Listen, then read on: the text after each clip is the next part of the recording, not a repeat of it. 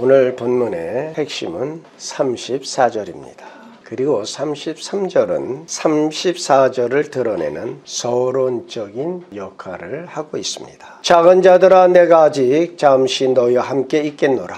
너희가 나를 찾을 것이나 일찍이 내가 유대인들에게 너희는 내가 가는 곳에 올 수 없다고 말한 것과 같이 지금 너희에게도 이르노라. 33절은 두 노선에 따라 이해를 해야 합니다. 첫째는 주 예수 그리스도께서 세상을 떠나가려 하시며 참된 사랑의 오직 유일한 본을 잃을 그러한 위기에 처해 있습니다. 예수님께서 그들을 떠나려 하는데 그들이 어떻게 해야만 참된 하나님의 사랑을 알게 되겠느냐 하는 것입니다. 그것은 그리스도의 제자들 속에서 예수님께서 내가 가니 너희는 이 세상에서 내가 했던 것처럼 해야 한다라고 말씀하는 것과 같습니다. 서론과 같은 구절의 중요한 두 번째 방식은 제자들이 예수님을 사랑했다 하는 것은 우리가 의심할 여지가 없습니다. 물론 그들의 사랑이 그들의 생각했던 것처럼 그렇게 강했다는 것은 아닙니다. 우리가 알다시피 베드로는 예수님을 부인하는 길로 갔습니다. 다른 제자들은 예수님께서 겟셋마네 동산에서 붙잡히실 때 다 흩어질 것입니다.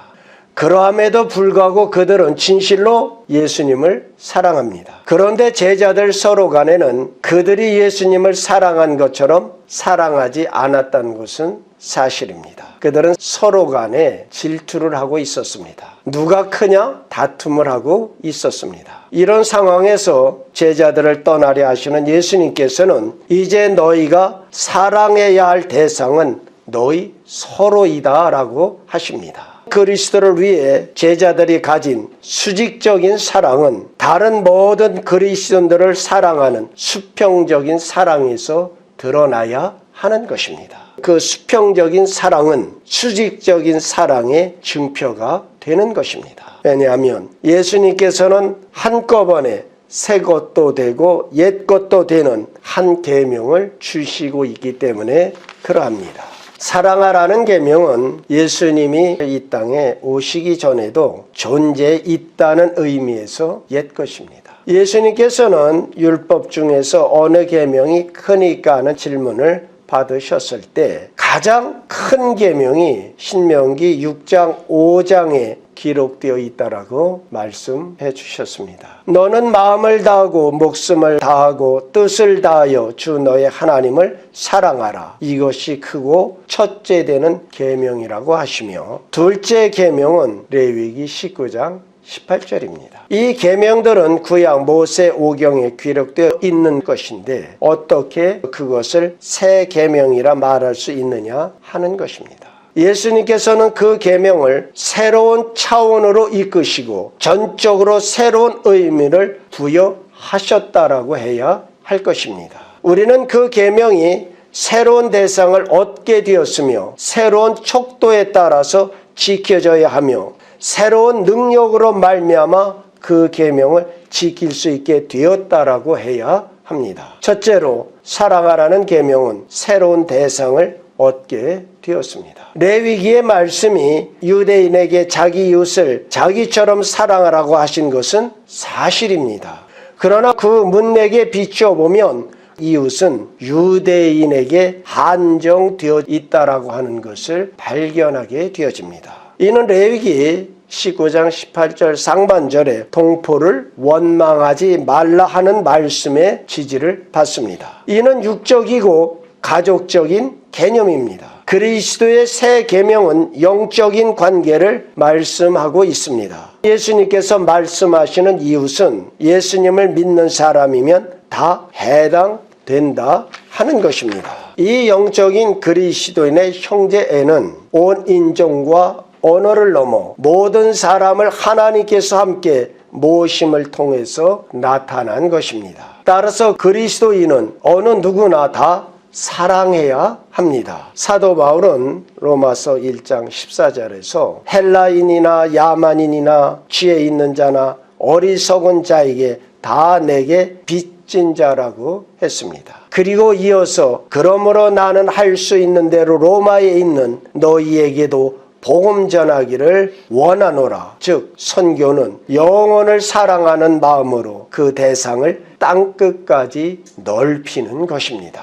그리스도의 계명이 새로운 대성만을 얻은 것은 아닙니다. 새로운 척도에 따라서 지켜져야 합니다. 하나님을 미워하고 멀리 떨어져 있으려 하는 사람들의 모습에도 불구하고 그들의 죄와 사슬에서 건져내어 영광으로 이끄신 사랑의 척도를 요한 사도는 이렇게 말씀해 주십니다. 사랑은 여기 있으니 우리가 하나님을 사랑한 것이 아니요 하나님이 우리를 사랑하사 우리 죄를 속하기 위하여 화목제물로 그 아들을 보내셨음이라고 하십니다. 이 사랑의 척도는 고린도전서 13장에서 발견되어지는 표준입니다.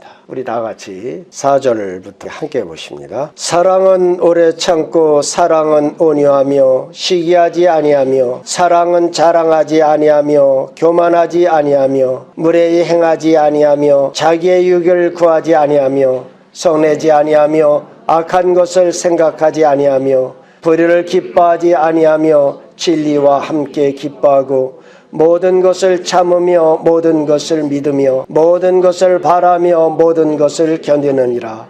사랑은 언제까지나 떨어지지 아니하되 예언도 패하고 방언도 그치고 지식도 패하리라. 예수님께서 가지고 오신 사랑이 바로 이것입니다. 이것은 이 세상에 있어서 새 것이었습니다. 셋째로 서로 사랑하라는 계명은 새로운 능력에 의해서 지켜질 수 있게 되었다는 의미에서 새롭습니다. 그 능력은 성령의 능력, 각 신자 속에 계신 주 예수 그리스도의 생명 자체입니다. 우리에게는 성령님이 절대적으로 필요합니다. 스가랴 4장 6절의 말씀대로 그러한 사랑은 인간의 힘으로 성취될 수 없기 때문입니다. 그러므로 성령님이 우리에게 절대적 필요임을 아시고 성령이 내주하시기를 간구해야 합니다. 오늘 본문에는 또 하나의 요점이 있습니다. 예수님께서 친히 우리가 그 계명을 지킬 때 본받을 본을 보여주십니다. 내가 너희를 사랑한 것 같이 너희도 서로 사랑하라. 예수님께서 우리를 사랑하신 것 같이 우리도 사랑해야 한다는 것입니다. 그러면 실제적으로 어떻게 해야 하겠느냐 하는 것입니다. 이번에는 고린도전서 13장에 사랑이라는 말 대신에 예수라는 말을 넣어보면 아주 적당하다 하겠습니다.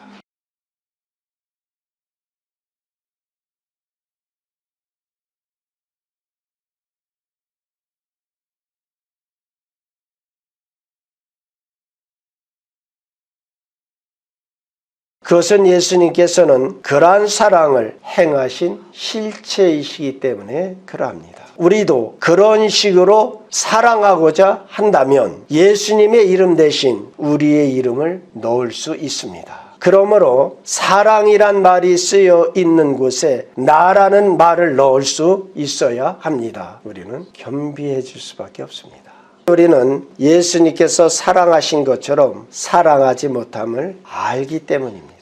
그러므로 우리는 오 주여 주께서 사랑하신 것처럼 사랑하게 하여 달라고 엎드려 간구하게 될 때에 하나님께서는 우리에게 새 마음과 새 은혜를 베푸셔서 주 예수 그리스도의 사랑과 지식 가운데서 자라나기 시작하게 될 것입니다. 예수님의 제자들이 새 계명을 들었을 때 그들은 그 가르침에 놀람을 가졌을 것이며 그 말씀들을 아주 생생하게 기억했을 것이라고 우리는 생각합니다. 그러나 실제는 그렇지 않다 하는 것입니다. 제자들 중 아무도 새 계명이 뜻하는 바를 이해하지 못했다 하는 것입니다. 그 사실은 행간에 감추어져 있습니다. 33절에서 예수님께서 이제 그들을 떠나야 하고 예수님을 따라올 수 없을 것임을 제자들에게 알려주심으로써 새 계명에 대한 논의를 시작하셨습니다. 제자들이 그 말을 들었을 때 그 말씀이 제자들에게 굉장히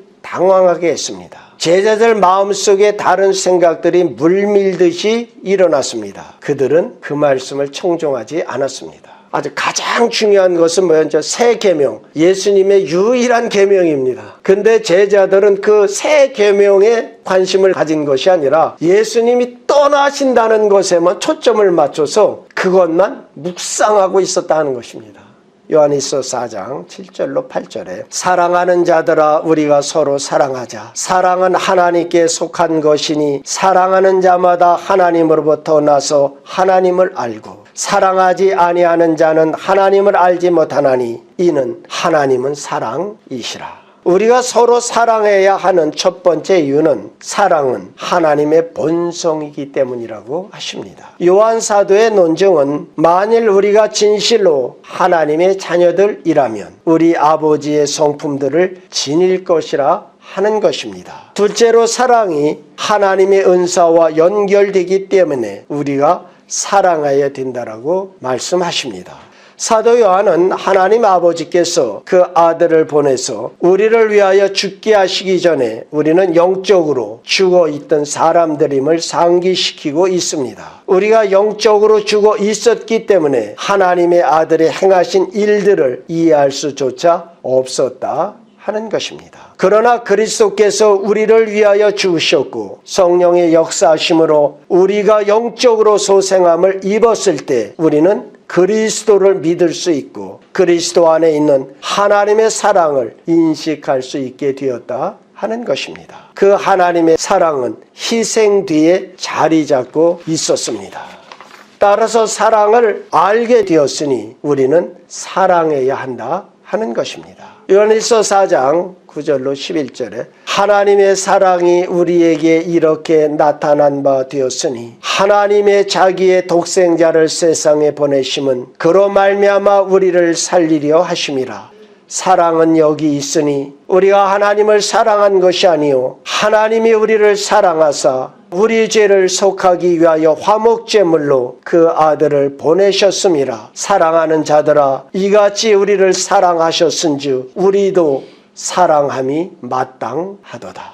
끝으로 우리가 서로 사랑해야 하는 것은 사랑은 하나님의 현재적이고 계속적인 역사이기 때문이라고 말씀하십니다. 하나님은 오늘날 세상을 창조하시지 않습니다. 이미 그 일은 하셨습니다. 예수님을 보내서 죽게 하고 계시지도 않으십니다. 예수님은 이미 죽으셨습니다. 하나님께서 행하시는 일은 사랑을 통해서 그리스도인들 안에서 일하시는데 아직 하나님을 알지 못하는 사람들이 그리스도로 알도록 하기 위함인 것입니다. 요한일서 4장 12절에 어느 때나 하나님을 본 사람이 없으되 만일 우리가 서로 사랑하면 하나님이 우리 안에 거하시고 그의 사랑이 우리 안에 온전히 이루어지느니라고 하십니다.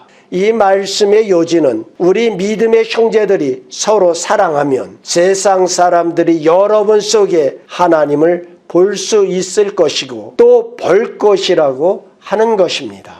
서로 사랑하라는 말씀은 예수 그리스도의 명령입니다. 너희가 서로 사랑하라. 이것은 초청이 아니라 명령입니다. 그것은 새 계명이다 하는 것입니다. 어떤 의미에서 예수님의 유일한 계명이 바로 그것입니다. 서로 사랑하라. 사도 바울은 고린도 교인들에게 너희는 그리스도의 형기요 그리스도의 편지라고 했습니다. 사랑하는 우리 온 성도들이 서로 사랑함으로 그리스도의 형기가 되어지고 움직이는 그리스도의 편지가 되어 이 땅에 부흥의 역사를 일으키는 사랑의 성도들이 다 되어지시기를 우리 주 예수 그리스도의 이름으로 축원드립니다. 기도하십니다.